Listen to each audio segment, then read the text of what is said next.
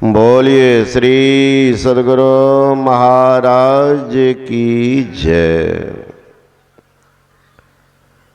अखंड मंडलाकारं व्याप्तं येन चराचरं तत्पदं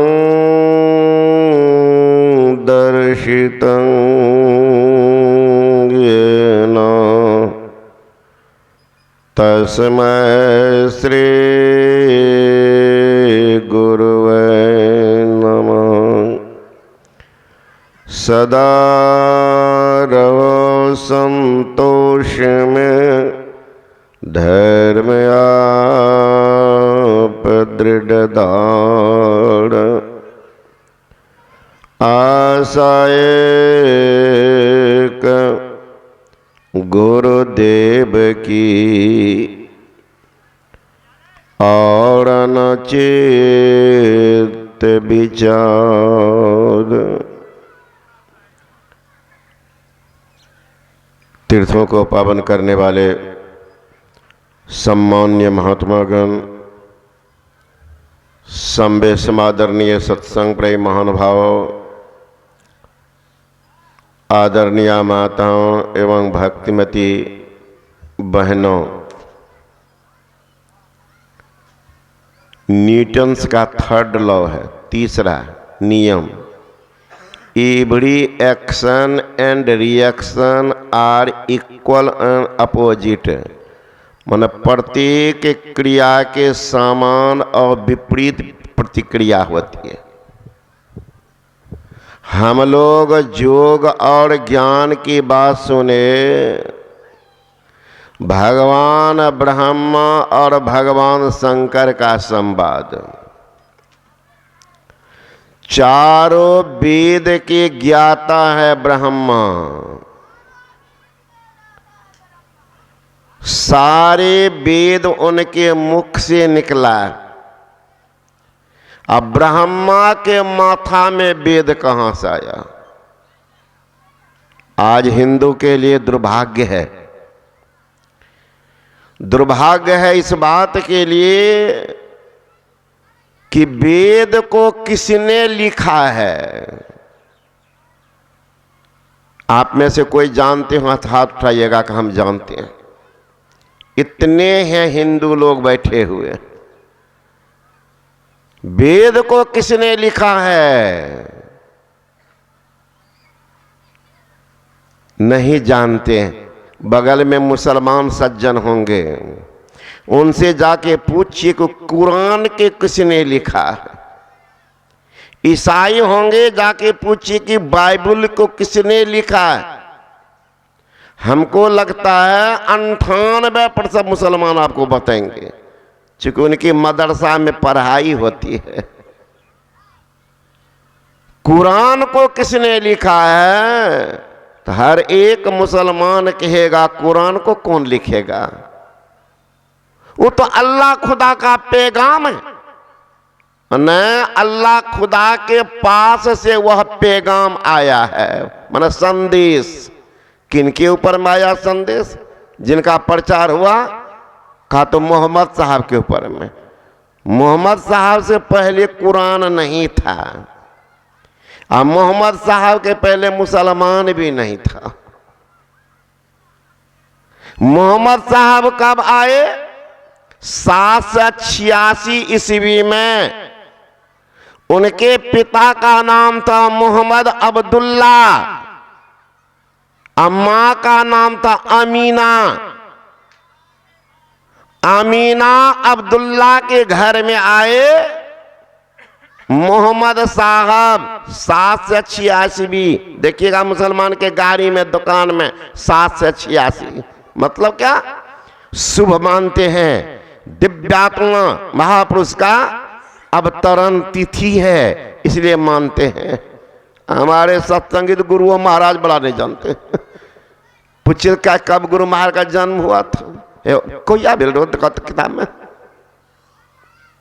जन जन जानता है मुसलमान। जो कुरान तब से वो अल्लाह फरिश्ता का आवाज मोहम्मद साहब के कान में आई, जिनको बाद में लिखा गया वही है कुरान। अब आप सबको बताइए, बहुत पढ़े लिखे आदमी हैं इसमें, 786 ईस्वी से शुरुआत हुई है क्या ईस्वी की शुरुआत? और युग कल युगे है कि और युग बीता है? सबको गणना कीजिए।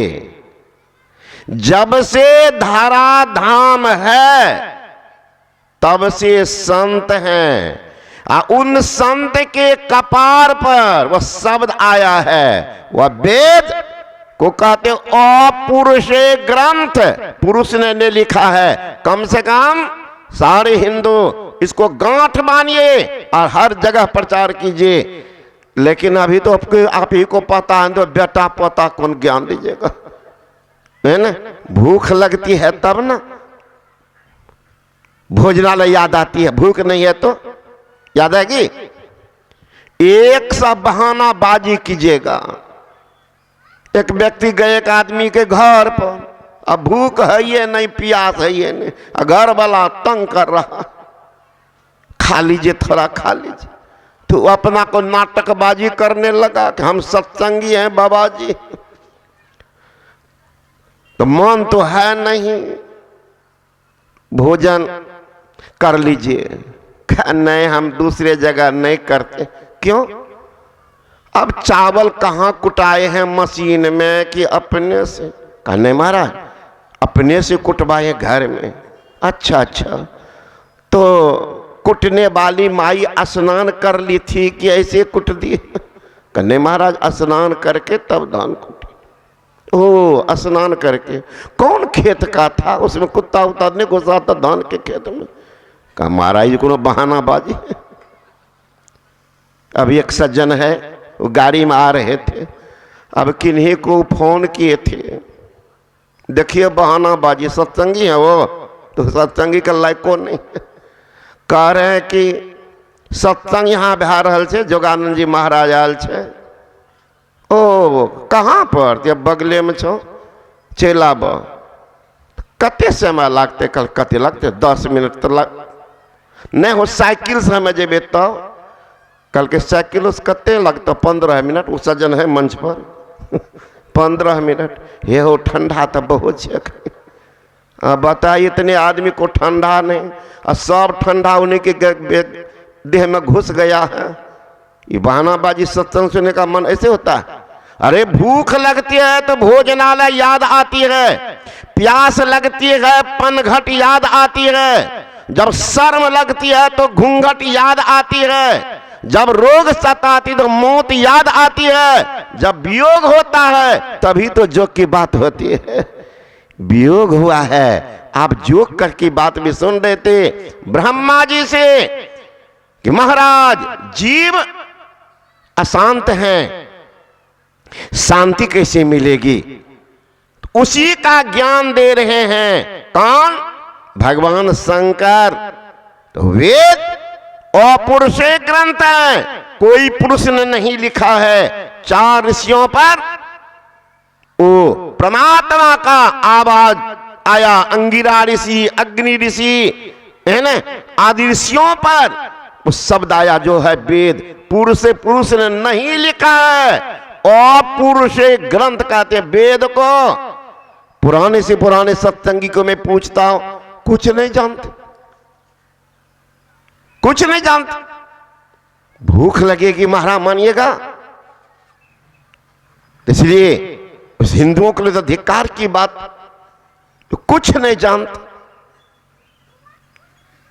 अपुरुषे ग्रंथ है, माने वेद का अध्ययन मनन करना, मानो आप डायरेक्ट परमात्मा से बात कर रहे हैं। और वो पुरुष जिनको अकाल पुरुष कहते हैं, जिसको नहीं आप देख रहे हैं, जिनको नहीं देखते हैं, वही है सब कुछ, और जिनको देख रहे हैं वही है कुछ नहीं। माया का भंडार। 2 दाल ले लीजिए तो और दाल को फाड़िए तो क्या होगा? दोनों दाल के बीच में क्या है? कहिएगा कुछ नहीं, कुछ नहीं है। तो दोनों को रोप दीजिए अलग अलग, गाछ हो जाएगा ना। जिनको कहते हैं कुछ, चाहे चना हो, मसूर हो या कोई भी दाल हो, वो दो फांक करके रोप दीजिए, दाल तो देख ही रहे, तो गाछ नहीं होगा। और जिनको मिले रहने दीजिए। अब बीच में कहिए क्या है? का कुछ नहीं, वही है सब कुछ, विशाल वृक्ष बना के दिखा देता है। उसी तरह से जिनको आप देख रहे हैं ये है माया, और जिनको नहीं देखते वही है निर्माया, उसी कहते हैं परमात्मा, उसी कहते हैं परमात्मा।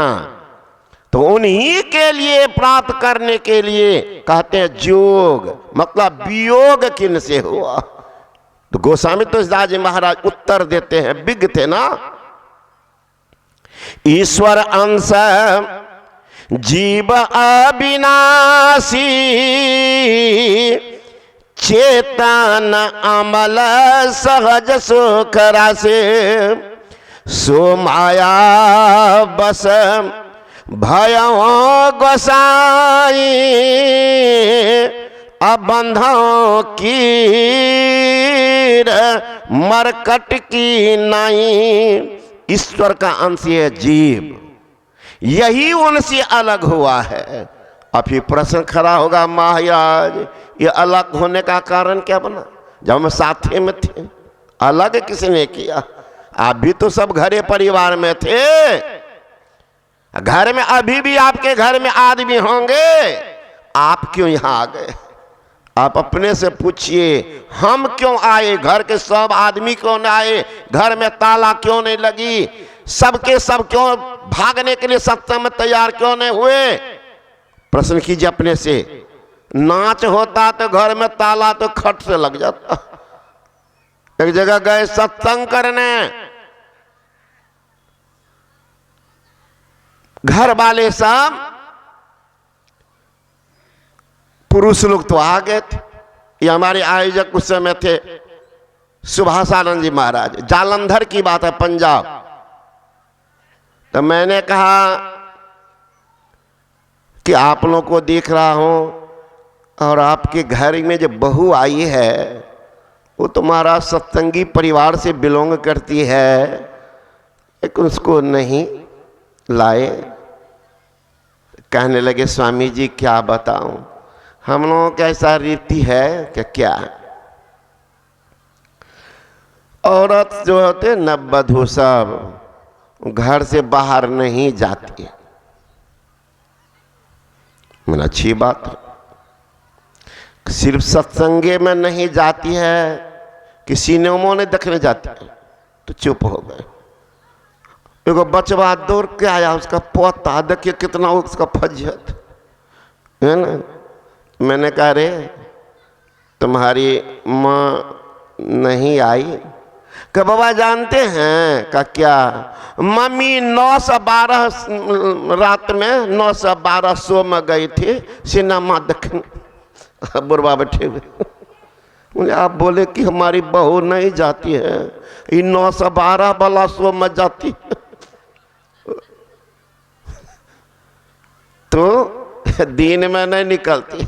मैंने कहा कबीर साहब बड़ा अक्खर संत थे, उनको डर उड़ नहीं होता था, गुरुओं को देते थे सलाह, लेकिन प्राप्त। एक हमारे बगलों में बैठे, ये भी कबीर के चचारा भाई है, ये भी लड़ जाते। तो कबीर साहब एक बार उनके गुरु थे रामानंद स्वामी, आओ कर्मकांडी थे, कर्मकांड को भी स्थान देते थे। एक बार उनके पितर को देना था दूध,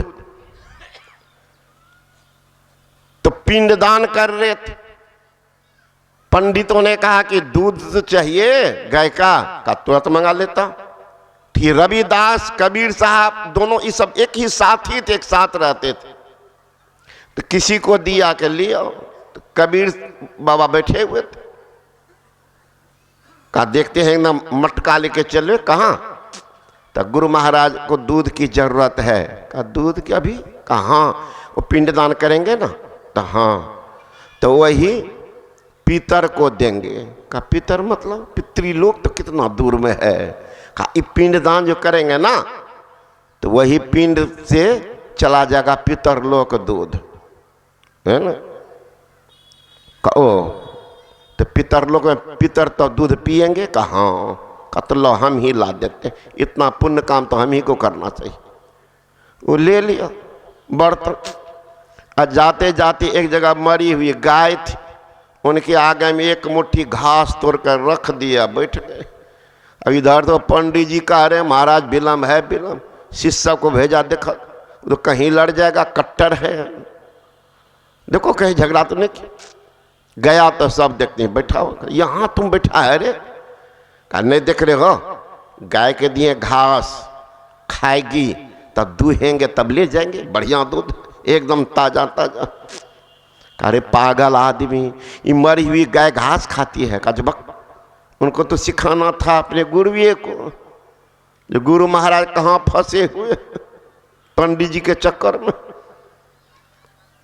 आए शिष्य सब कहने के लिए गुरु महाराज न वो बर्तन देता है और न उठता है, एक मरी हुई गाय के पास बैठा है। का दूहेंगे तब जाएंगे। बिगड़ गए रामानुज के, चलो कहाँ गए वो, है ना। अरे यहाँ तुम क्या कर रहे हो। का गुरु महाराज गाय को दिए हैं घास, ये खाएगी तब दूह लेंगे, तो सोचे ताजा दूध अपने से दूह करके ले जाएंगे। का दिमाग उड़ गया है। कहा ना साथे में है गुरु महाराज। खत्म, मरी हुई गाय घास खाती है, पागल, मरी हुई गाय घास खाती है। तब चरण पकड़ कहते गुरु महाराज जब आपका मरा हुआ पुरखा दूध पीता है तो मरी हुई गाय घास नहीं खाएगी। होशे उड़ गया।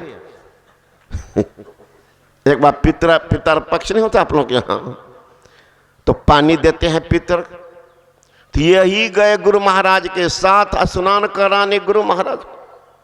तो गुरु महाराज घुसे पानी में, डुबकी मार करके अंगुली में, तर्जनी वाली अंगुली में कूश की अंगूठी पहन लिए। आप लोग में भी कोई देते होंगे पानी, पहन करके पानी दे रहे। तो इस साथी सबसे पूछता है कि पानी इसे क्या कर रहे हैं। कहते हैं इनका पितर है ना पितृलोक में, कहाँ उन्हीं को दे रहे पानी। का पितरलोक कैसे पानी जाएगा। का नहीं देखते हो तर्जनी में अंगूठी, कहाँ कुश का ऊपर भला भाग कहाँ है, वही एंटीना, वही एंटीना पकड़ता है पितरलोक में, सब पानी पीता है उसी से। आजकल एंटीना मोबाइल पकड़ता है, नहीं देखते, कहते टावरे खत्म। तो कबीर कहते हैं कि कहीं टावरे खत्म हो तो, नहीं ये टावर नहीं खत्म होता, एकदम वही पानी दे रहे। अच्छा, तो कुछ तो कहना। तो गुरु महाराज को प्रकारांश गुरु थे, शिष्टाचार का निर्वहन हो, तो बगल में चले गए, वो भी एगो अंगूठी बना लिए कुश का, है ना, पहन करके पानी उपछने। रामानंद स्वामी स्नान करके कपड़ा पहन के खड़े हैं, तो ये क्या कर रहा है ना। गए नजर, क्या कर रहे हो, चलो ना। का गुरु महाराज आश्रम के बगल में जो खेत था, कहाँ उसमें गेहूं बोए थे, वही पौधा इतना बड़ा बड़ा हो गया है, उसी को पटा रहे। करीब पागल, 1 किलोमीटर दूरी पर खेत है, तो इतना दूर से पटेगा। नहीं देखते एंटीना हाथ में। अरे पागल, इतना दूर में खेत नहीं पटेगा। तब कहते हैं गुरु महाराज आपका पितर पितृलोक में यहीं से पानी पी रहा, तो 1 किलोमीटर खेत नहीं पटेगा। रामानंद सभी कर्म कांडे के छोड़ छाड़ दिया, ना नहीं करेंगे, ठीक है कह रहा। तो प्रकारांत से ज्ञान देते थे, उनको तो कुछ नहीं लेना देना। तो योग की बात तब होती है जब वियोग की बात समझेंगे।